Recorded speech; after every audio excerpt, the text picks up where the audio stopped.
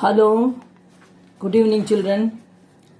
I have decided to start a new lesson today. That is the fourth lesson, circles. So, of circles, you have learnt in 9th standard so many things, but you have not studied this. What you are going to study now in 10th. Okay. So, in the circles lesson, first page of the textbook, whenever we start the video lesson, when you open the video, you have to have the textbook. So there are three figures there, circles of three figures. I'm just going to draw here roughly. So there in one figure, there is a line PQ. There is a line PQ outside the circle. Of course, I'm just drawing a freehand drawing. Then in the next circle, there is a line PQ there also. But see what it is doing. It is passing through the circle. Cutting the circle at 2 points A and B. So the line PQ is passing through the circle and it is cutting the circle at two distinct points A and B. Or we can say that the line and the circle are having two common points. A is a point on the line PQ. It is on the circle also. That is why we say it's common point. Similarly, B also is another common point which is on this line PQ as well as on the circle. But you see now the next figure. In the next figure, what happens is PQ, the same line PQ is here now. If it is here, it is not cutting the circle as it did in the second figure at 2 points and all. But at A means A and B have become only 1 point now. What has happened is, see this one now, my hand you can just see. This line has moved in this direction and now it is in P here in the third figure how it is. See. Now what has happened is A and B points have become only 1 point there and it is only one common point. So there is only one common point on PQ as well as on the circle in the third figure. Okay, children. So you see in these three figures, in the first figure, PQ is not having any contact with the circle at all. It is just outside. Whereas in the second figure, it is PQ is passing through the circle. It cuts the circle at 2 points, or it is intersecting the circle at 2 points A and B, at two distinct points A and B.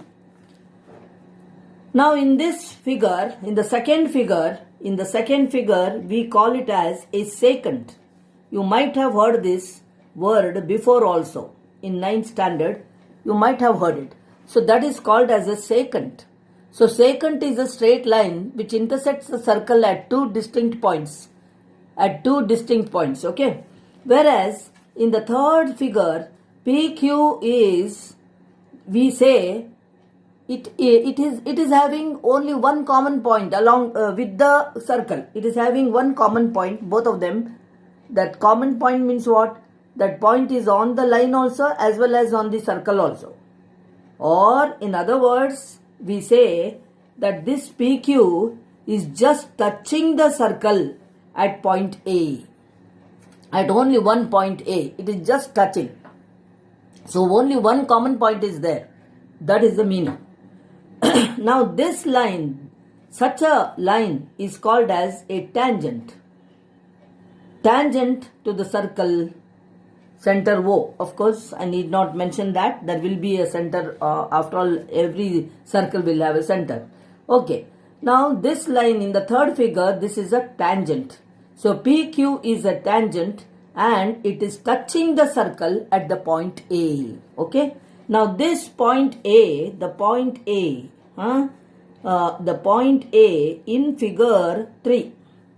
In figure 3 is called point of contact. In figure 3 it is called as point of contact. point of contact.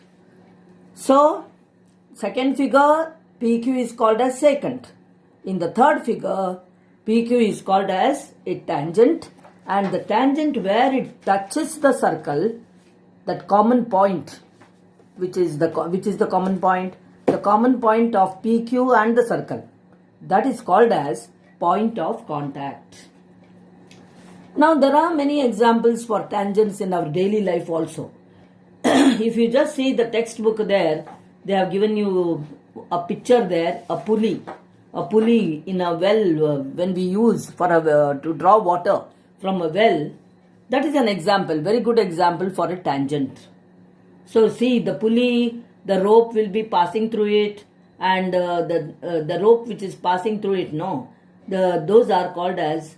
those can be considered as tangents. So some points and all, what all I told, it is there. Only those points you have to draw the figures and say in the figure 2 it is secant, in the third figure it is a tangent, and just write what is a secant, what is a tangent. From the textbook you can just you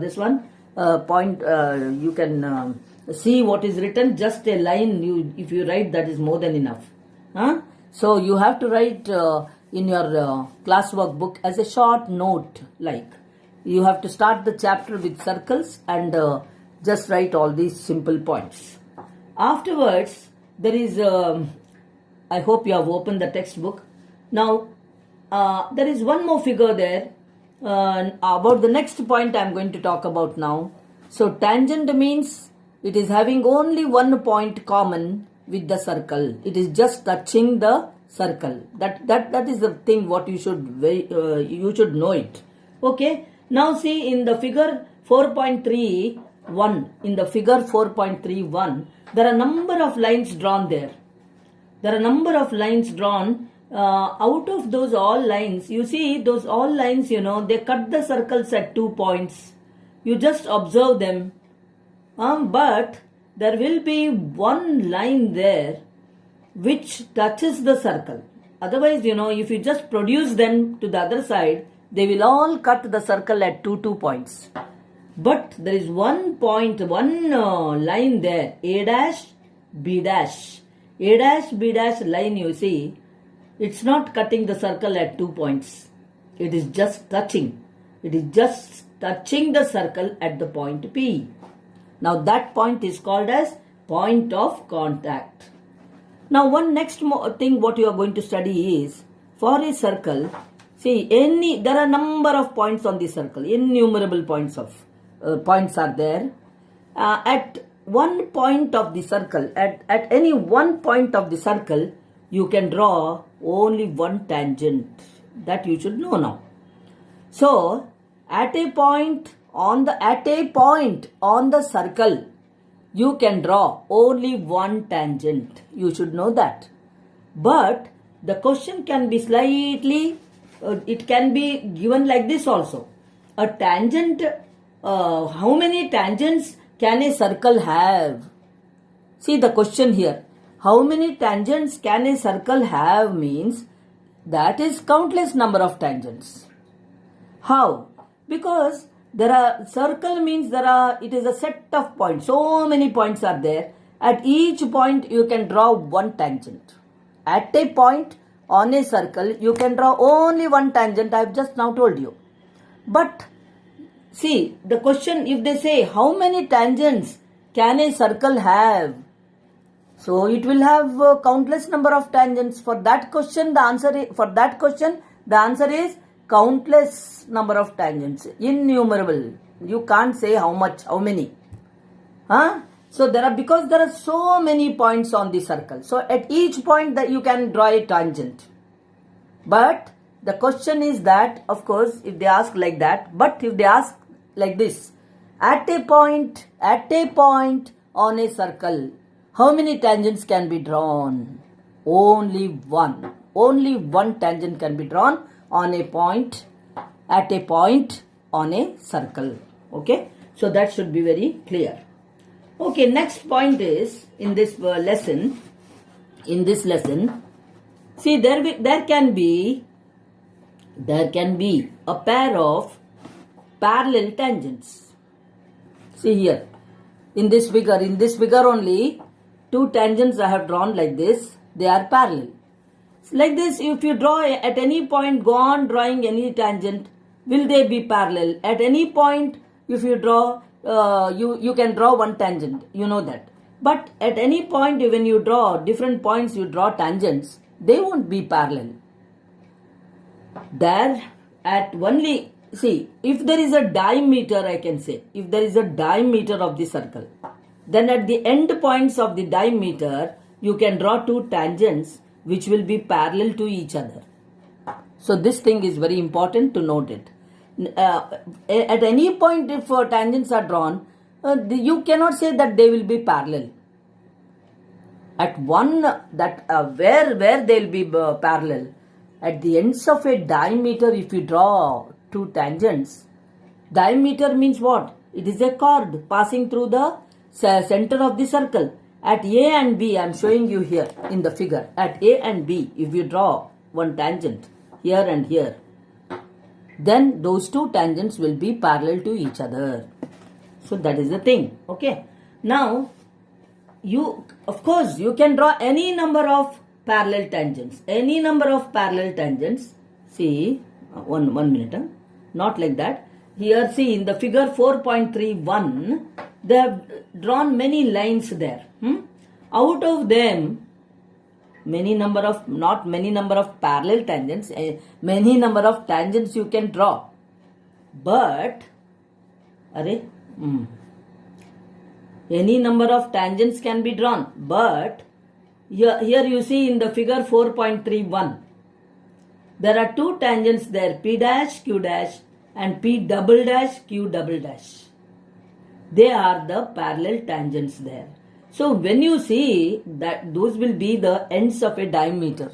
So what point I told you, that point is given here. So at the ends of a diameter, if you draw two tangents, they will be parallel to each other. Okay. Now one more example in our daily life, when a vehicle is moving, its wheels and the road on which it is moving, the road will be the tangent there. I would have asked in the class what you can say about the road, but we are not in the class now. We are away. So the road, I only should tell you the answer then. The road will be a tangent to the wheel of the vehicle. This is another example. Pulley, I told you one example there. Okay. Then comes in this lesson one important point. Next point is, where suppose you draw a tangent at any point of the circle, and then you have got the center of the circle. If you join that point of contact and the center, if you join the point of contact and the center, anywhere you draw the tangent and point of contact will be there, join that point of contact to O. What is it? It is the radius of the circle. You know that. OP will be the radius of the circle and AB will be the tangent and PV is the point of contact. So this radius is drawn through the point of contact. I can say here. Through the point of contact, the radius is drawn. Now, this radius which is drawn through the point of contact, let the tangent be anywhere through its point of contact. If you draw the radius, or if you just join that point of contact to the center of the circle, it will be radius, and that radius will be, you are learning something important here, it will be perpendicular. So the radius drawn from the point of contact will always be perpendicular to the tangent, or vice versa. Means what? At the end point of any radius, when a tangent is drawn, the tangent will be perpendicular to the radius. Vice versa means what? You can take it conversely also. That is the thing. Okay. So whenever a tangent is drawn and through its point of contact, if you draw a radius there, it will be always perpendicular to the tangent. Now this is the next point. So there are some important points you have learnt now. I'm just going to tell you in the next video now. Already 15 minutes over.